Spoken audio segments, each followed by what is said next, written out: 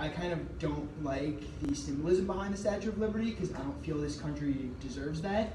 So I was riding the ferry one day at like 6 o'clock in the fucking morning, just staring at the Statue of Liberty, and I just wrote a poem. That's what this is. To a country that once boasted, give me your tired, your hungry, your poor, your huddled masses yearning to break free. To a country bold enough to engrave those worlds on a self-proclaimed symbol of the free world. I ask you, what have you done for the free world?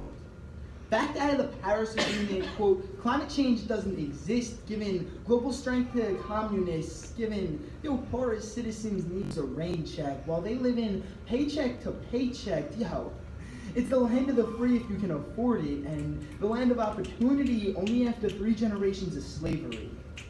And here's how it works. The first generation works without an education, working till their bodies give out, making that paper through physical labor. But off the books, an apartment in the hood full of crooks. The second generation gets a bit of an education, moving above physical labor. This time, the paper is a paycheck. Out of the woods, but certainly not safe yet. This time, it's a house in the hood. Life still isn't good, but heads are held high because this is America. What could go wrong?